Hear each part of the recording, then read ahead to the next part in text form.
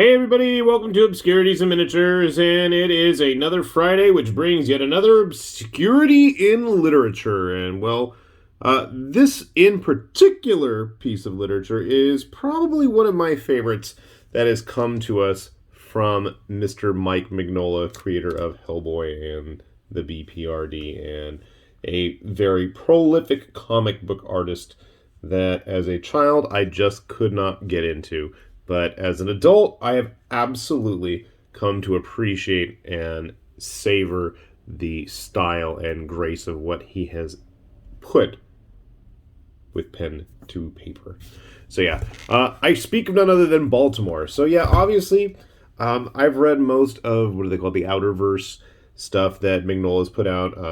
But I think if you ever were interested in any of the overarching books that are included in that very large pantheon of paper at this point, I like the fact that the Baltimore books do things kind of differently, and they're pretty much their own thing.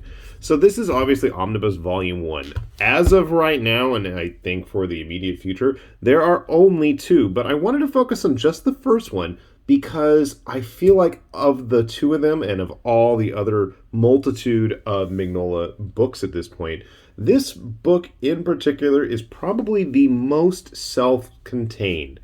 We have a bit of the hero's journey, and just about everything that you need to know is actually there on the cover. I'm not going to go into it significantly, but having read this, you will understand quite a bit of what's going on there. Now, the first thing, I will admit, this was stupid of me.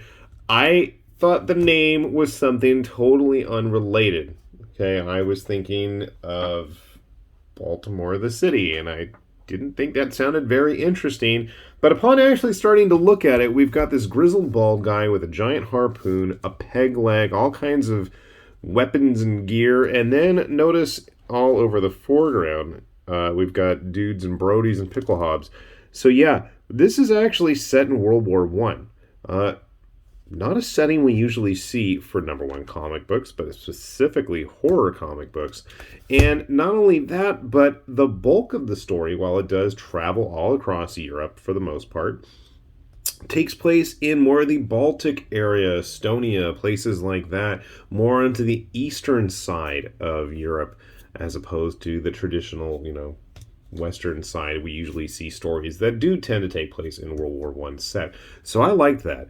I also really liked that this particular book really goes off on its own kind of alternate history take.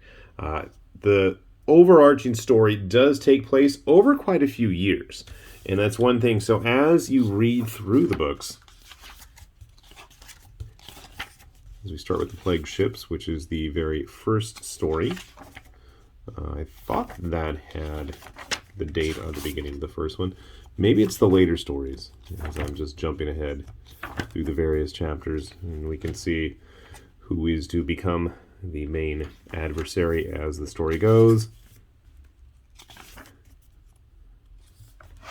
So, as I said, it is set during World War One. And as our Lord Baltimore friend travels across Europe on a personal quest for revenge, encounters all sorts of wonderful atrocities that he somewhat inadvertently is responsible for having become let loose upon the land. And I'm not going to get into it too much because where's the fun in that? No spoilers for you. But it is also incredibly violent and incredibly grim in its storytelling. Yes, there's all sorts of fun weirdness going on here. Like I said, I'm not going to spoil too much of it.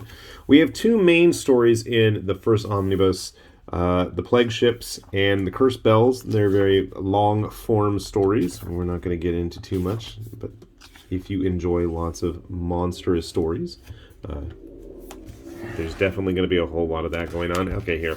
Most later volumes and issues and parts of it you can see here. This is June 1916.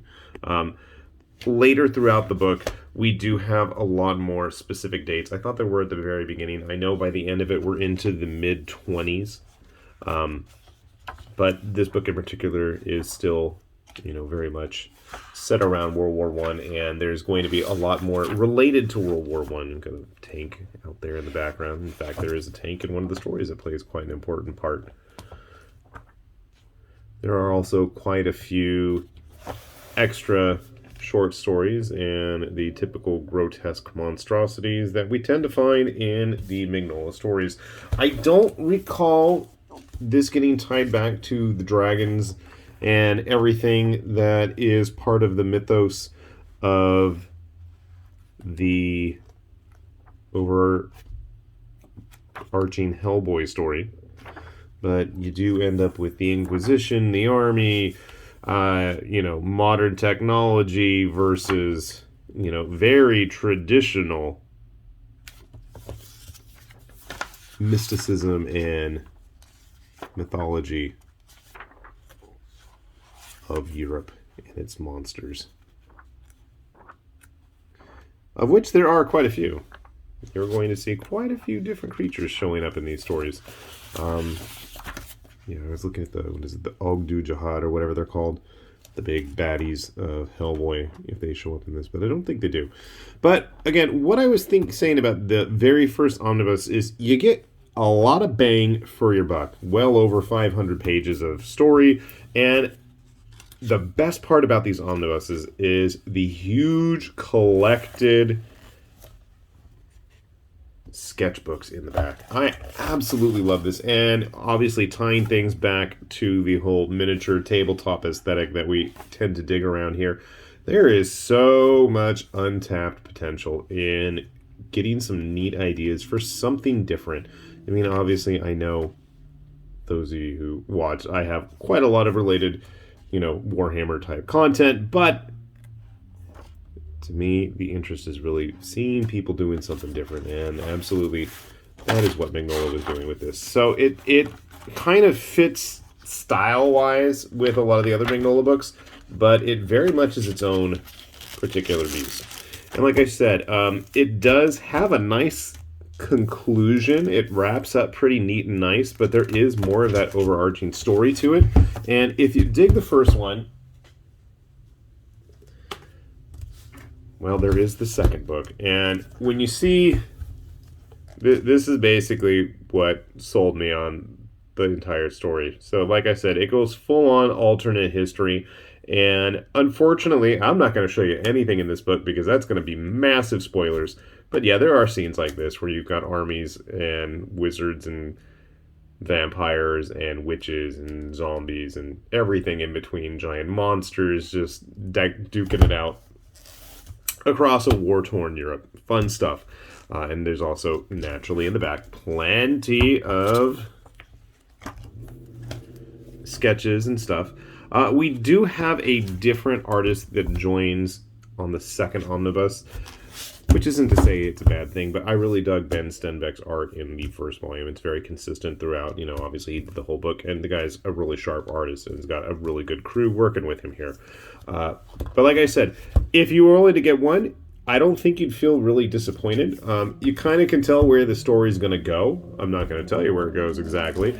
And I kind of feel like if the character Baltimore ever does get visited again in the future, because it is a pretty conclusive ending, I kind of wonder if we'll see something like with what they've done with Hellboy, where if you followed the Hellboy stories, and especially the BPRD books, there is a very definite concluding point to those texts. Let me say that. I don't want to let it. It's a fun read, and it's a very harrowing and grim read as well throughout the course of those stories, especially if you start with like the Plague of Frogs books and go all the way to Hell on Earth. But I'll let you guys go down that rabbit hole on your own.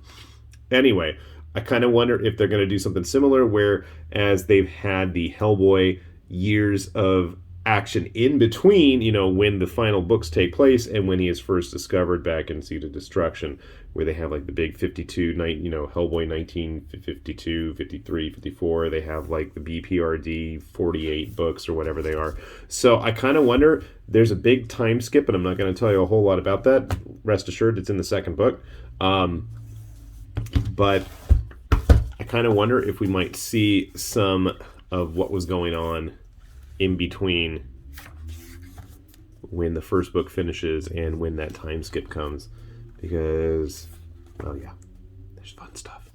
So yeah, monsters, traditional monsters, gnarly grim dudes, missing limbs, sliced to hell and back, crawling through the trenches and doing what they got to do to stave off the end of the world. I think this is a nice, I don't want to say little, but they're not exactly little. It's like over 1,000 pages right here worth of story.